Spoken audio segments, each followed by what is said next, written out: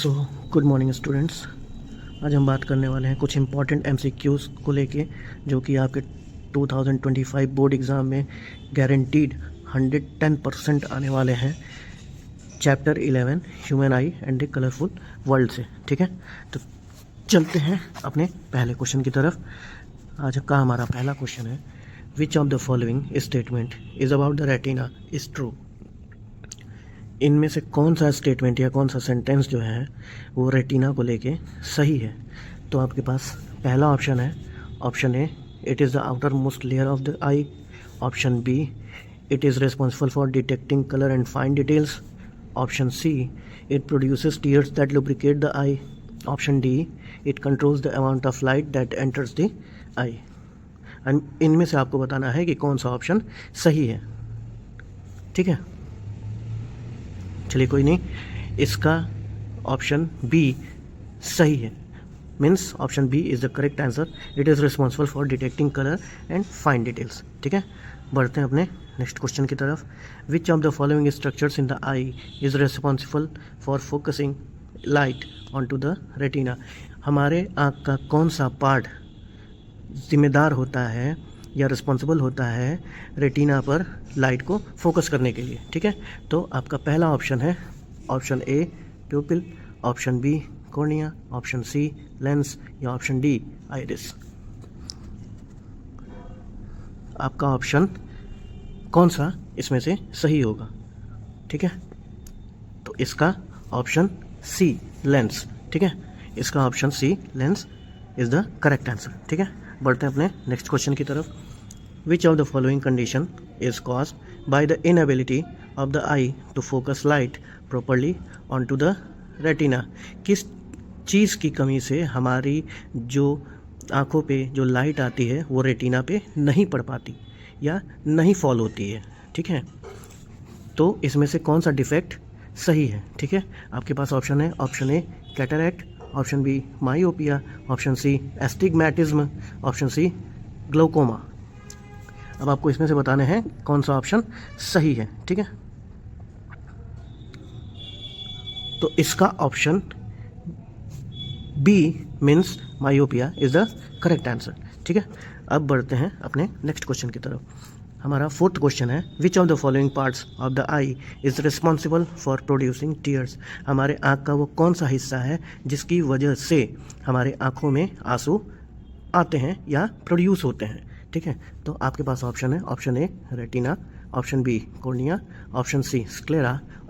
Option D, lacrimal gland. ठीक है, तो आपको इन चारों में से बताने हैं कि ऑप्शन कौन सा सही होगा, ए, बी, सी और डी। ठीक है,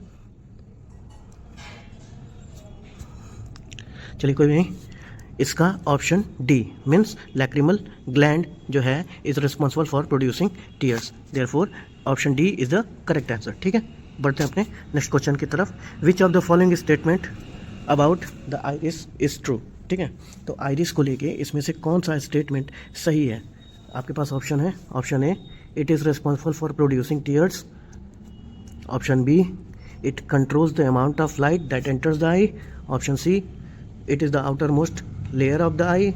और option D, it is responsible for detecting colors and fine details। ठीक है, तो आपको इनमें से बताने हैं कि कौन सा ऑप्शन सही होगा।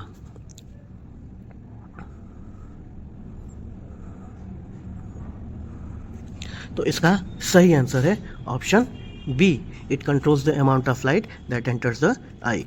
ठीक है, तो बढ़ते हैं अपने नेक्स्ट क्वेश्चन की तरफ। Which of the following statement about the cornea is true. अब आपको इसमें बताना है कि कॉर्निया को लेके इसमें से कौन सा स्टेटमेंट सही है। ठीक है, तो आपके पास ऑप्शन है, option A, it is responsible for detecting colour and fine details. It is the outer most layer of the eye. It produces tears that lubricate the eye. It controls the amount of light that enters the eye. इसमें से आपको बताना है इन चारों में से कौन सा ऑप्शन सही होगा।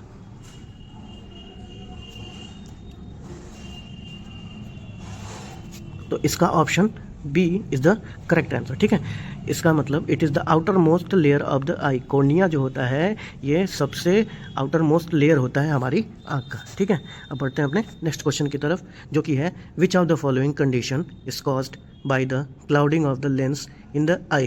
कहने का मतलब है हमारी आँख पे जो धुंधलापन छा जाता है लेंस के ऊपर, तो वो किस वजह से होता है हमारी आँख में, ठीक है। तो आपके पास ऑप्शन है, option A myopia, option B astigmatism, option C glaucoma, option D cataract. अब आपको इनमें से बताने हैं कौन सा ऑप्शन सही होगा। कोई बात नहीं, इसका option D is the correct answer. Option D means cataract. Cataract की वजह से लेंस पे धुंधलापन छा जाता है, ठीक है। अब बढ़ते हैं अपने नेक्स्ट क्वेश्चन की तरफ, जो कि है which of the following statement about the blind spot in the eye is true. हमारे आँख में जो ब्लाइंड स्पॉट होता है वो किस वजह से, या इनमें से कौन सा स्टेटमेंट उस चीज़ को लेके सही होगा, ठीक है। तो आपके पास ऑप्शन है, option A it is located in the centre of the eye, it is the area where the optic nerve exist the eye, it is responsible for detecting color and fine details, it controls the amount of light that enters the eye। तो इनमें से आपको बताना है कि कौन सा option इनमें से सही होगा, ठीक है। Therefore इसमें से option B is the correct answer. It is the area where the optic nerve exist the eye, ठीक है। अब बढ़ते हैं अपने नेक्स्ट क्वेश्चन की तरफ। Which of the following structures in the eye is responsible for converting light on to electrical signals that are send to the brain, ठीक है। इस क्वेश्चन का मतलब है कि हमारे आँख का वो कौन सा पार्ट है जो रिस्पॉन्सिबल होता है लाइट को इलेक्ट्रिकल सिग्नल्स में कन्वर्ट करने के लिए, जो कि हमारे ब्रेन में पहुंचाया जाता है, ठीक है, या पहुंचता है, किस वजह से होता है या किसकी वजह से होता है, ठीक है। तो आपके पास ऑप्शन है, option A cornea, option B lens, option C retina, या ऑप्शन डी प्यूपिल। तो इसका सही जवाब है ऑप्शन सी रेटिना। मतलब इसकी वजह से, या ये इलेक्ट्रिकल सिग्नल्स लाइट से इलेक्ट्रिकल सिग्नल्स में कन्वर्ट करता है रेटिना, ठीक है, जो कि हमारे ब्रेन तक पहुंच पाती है, ठीक है ना। आगे बढ़ते हैं अपने नेक्स्ट क्वेश्चन की तरफ। Which of the following condition is caused by an increase in pressure within the eye. हमारी आँख पर जब प्रेशर बढ़ता है तो इसमें से कौन सा कंडीशन होता है, ठीक है। तो आपके पास ऑप्शन है, option A myopia, option B astigmatism, option C glaucoma, या ऑप्शन डी कैटरैक्ट।